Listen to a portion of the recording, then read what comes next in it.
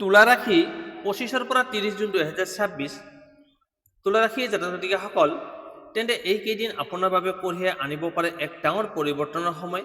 25 জুনৰ পৰা 30 জুনৰ ভিতৰত গ্ৰহ নক্ষত্ৰৰ বিশেষ অৱস্থানে আপোনাৰ ভাগ্যৰ দুৱাৰ খুলি দিব পাৰে। বহুদিন ধৰি অপেক্ষা কৰি থকা এটা শুভ খবৰ আহিব পাৰে। ধন লাভৰ নতুন সুযোগ দেখা দিব পাৰে আৰু ব্যক্তিগত জীৱনতো কিছুমান সুখদায়ক পৰিৱৰ্তন ঘটিব পাৰে। কিন্তু সাৱধান, এই সময়ছোৱাত এটা বিশেষ সিদ্ধান্তই আপোনাৰ ভৱিষ্যতৰ দিশ সলনি কৰিব পাৰে। কোন দিনটো আটাইতকৈ শুভ, ক'ৰ পৰা আহিব ধন লাভৰ সুযোগ, প্ৰেম, চাকৰি আৰু ব্যৱসায়ত কি অপেক্ষা কৰি আছে। ভিডিঅ'টো শেষলৈকে চাওক, কাৰণ শেষত মই ক'ম এটা বিশেষ প্ৰতিকাৰৰ কথা যিয়ে আপোনাৰ সৌভাগ্য আৰু অধিক শক্তিশালী কৰিব পাৰে। প্ৰথমতে আহিছোঁ কৰ্মজীৱন, চাকৰি আৰু ব্যৱসায়। তুলা ৰাশিৰ জাতক-জাতিকাসকলৰ বাবে 25 জুনৰ পৰা 30 জুনলৈকে কৰ্মক্ষেত্ৰত যথেষ্ট সক্ৰিয় আৰু ফলপ্ৰসূৰ সময় হ'ব পাৰে। এই সময়ত আপোনাৰ পৰিশ্ৰম আৰু দক্ষতাৰ মূল্যায়ন হোৱাৰ সম্ভাৱনা আছে। বহুদিন ধৰি কৰি অহা চেষ্টা বা অপেক্ষাৰ ফল লাহে লাহে লাভ কৰিবলৈ আৰম্ভ কৰিব। চাকৰিয়ালসকলৰ বাবে এই সময়ত ঊৰ্ধ্বতন বিষয়াৰ পৰা প্ৰশংসা লাভৰ যোগ দেখা যায়। কোনো গুৰুত্বপূৰ্ণ দায়িত্ব বা নতুন প্ৰজেক্ট আপোনাৰ হাতত আহিব পাৰে। যিসকলে পদোন্নতি বা চাকৰি সলনি কৰাৰ আশা কৰি আছে তেওঁলোকৰ বাবে ইতিবাচক সংকেত লাভ কৰিব পাৰে। বিশেষকৈ 27 আৰু 29 জুনত কোনো শুভ খবৰ আহিব পাৰে। সম্পৰ্কীয়ৰ সৈতে সম্পৰ্ক ভাল ৰাখিবলৈ চেষ্টা কৰক। আপোনাৰ কূটনৈতিক স্বভাৱ আৰু শান্ত আচৰণে বহু জটিল পৰিস্থিতি সহজে সমাধান কৰিব। কিন্তু কাৰ্যালয়ত নিজৰ গোপন পৰিকল্পনা সকলোকে নক'ব, কাৰণ ঈৰ্ষাপৰায়ণ ব্যক্তিয়ে বাধা সৃষ্টি কৰাৰ চেষ্টা কৰিব পাৰে। ব্যৱসায়ীসকলৰ বাবে এই সময়ত নতুন সুযোগৰ দুৱাৰ মুকলি হ'ব পাৰে। নতুন গ্ৰাহক, নতুন অংশীদাৰ বা নতুন ইনভেষ্টকাৰীৰ সৈতে যোগাযোগ হোৱাৰ সম্ভাৱনা আছে। বিপণন, অনলাইন ব্যৱসায়, সৌন্দৰ্য, ফেশ্বন, শিক্ষা বা পৰামৰ্শমূলক ব্যৱসায়ৰ সৈতে জড়িত লোকসকলে বিশেষ লাভ পাব পাৰে।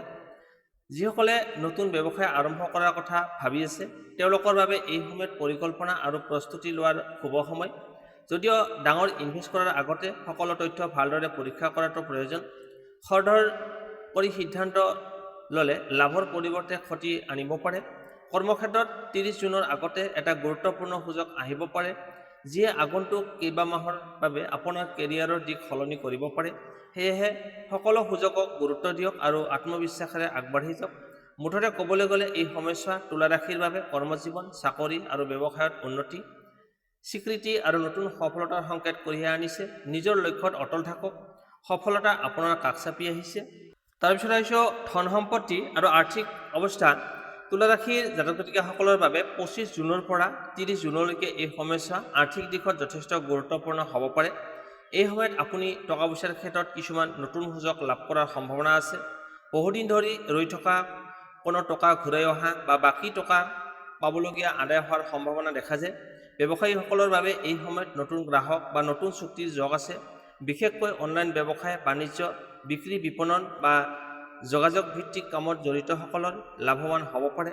যদিও লাভৰ সুযোগ থাকিব, তথাপিও অতি তৎপৰতাত ডাঙৰ ইনভেষ্ট নকৰাই ভাল। সকলো নথিপত্ৰ আৰু চুক্তি ভালদৰে পৰীক্ষা কৰি আগবাঢ়ক।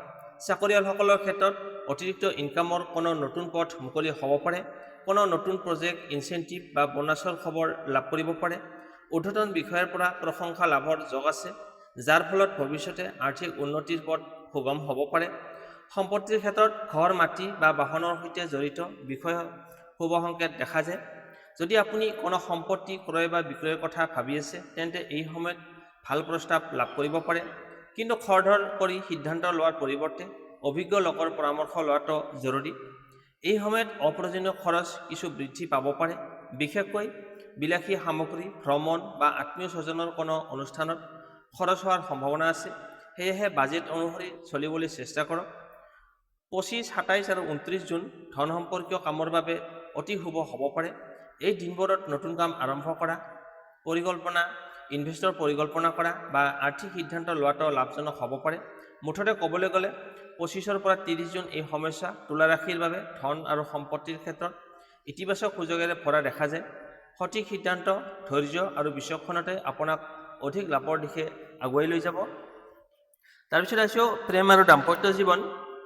তুলা ৰাশিৰ জাতক-জাতিকাসকলৰ বাবে 25 জুনৰ পৰা 30 জুনলৈকে এই সময়ছোৱা প্ৰেম আৰু দাম্পত্য জীৱনৰ ক্ষেত্ৰত যথেষ্ট আকৰ্ষণীয় আৰু অনুভূতিপূৰ্ণ হ'ব পাৰে।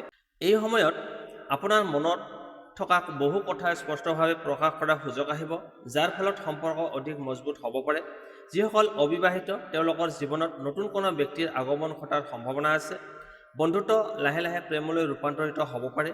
কোনো অচিনাকি সাক্ষাৎ বা সামাজিক মাধ্যমৰ যোগেদি বিশেষ ব্যক্তিৰ সৈতে চিনাকি হোৱাৰ সম্ভাৱনা দেখা যায়। প্ৰেমৰ সম্পৰ্কত থকা ব্যক্তিসকলৰ বাবে এই সময়ত ভুল বুজাবুজি দূৰ কৰাৰ সুযোগ আহিব। যদি বিগত কেইদিন ধৰি সম্পৰ্কত দূৰত্ব বা মনোমালিন্য চলি আছিল, তেন্তে আন্তৰিক কথোপকথনে এই সমস্যা বহু পৰিমাণে সমাধান কৰিব পাৰে। সংগীৰ অনুভূতিক সন্মান দিয়তা এই সময়ত বিশেষ গুৰুত্বপূৰ্ণ।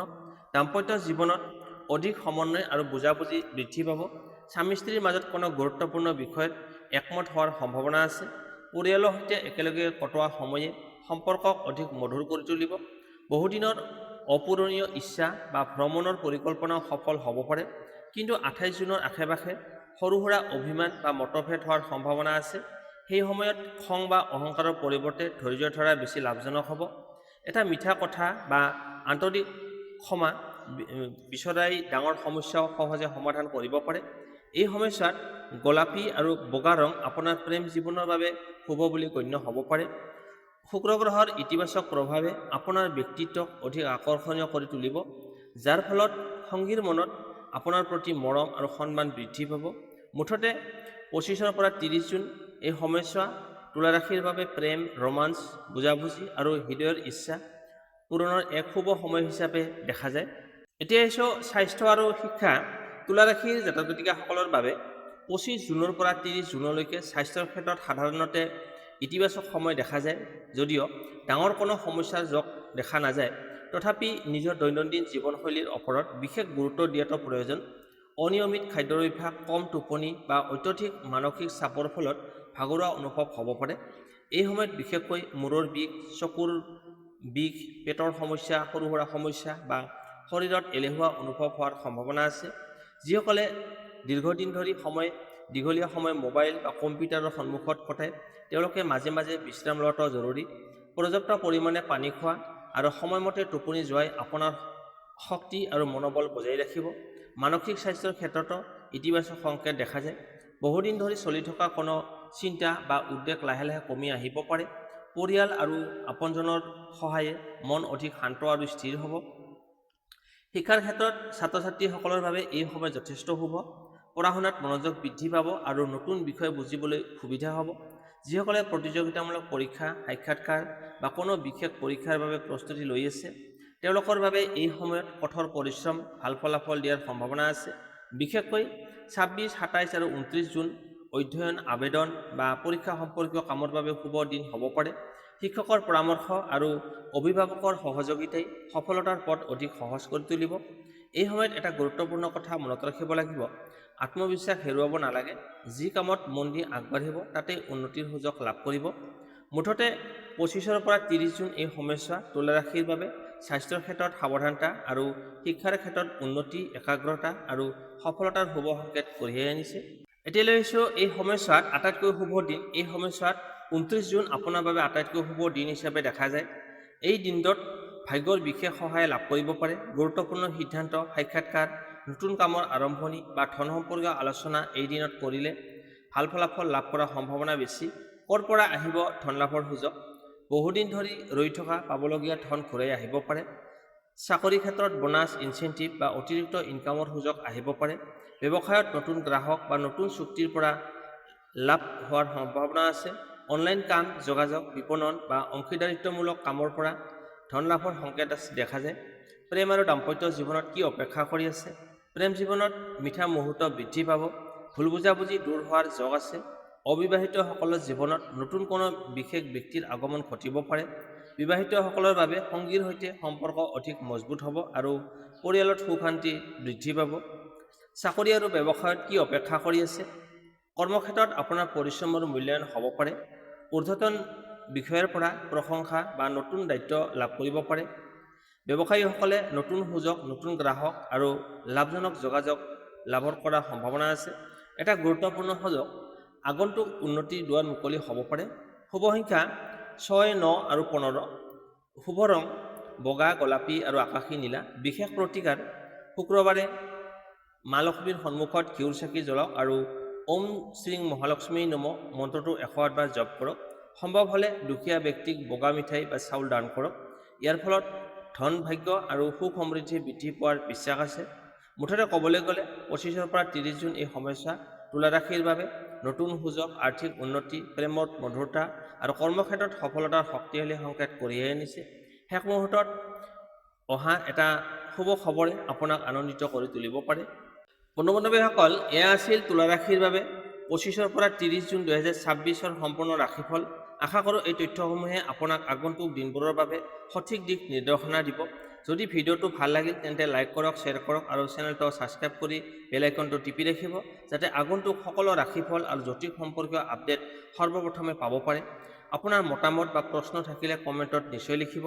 আপোনাৰ বাবে 29 জুনৰ শুভ শক্তি আৰু সৌভাগ্যৰ আশীৰ্বাদ থাকক। পুনৰ লগ পাম আগন্তুক ৰাশিফলৰ নতুন ভিডিঅ'ত। তেতিয়ালৈকে সুখী থাকক, সুস্থ থাকক আৰু নিজৰ ওপৰত বিশ্বাস ৰাখক। জয় মা লক্ষ্মী। ধন্যবাদ।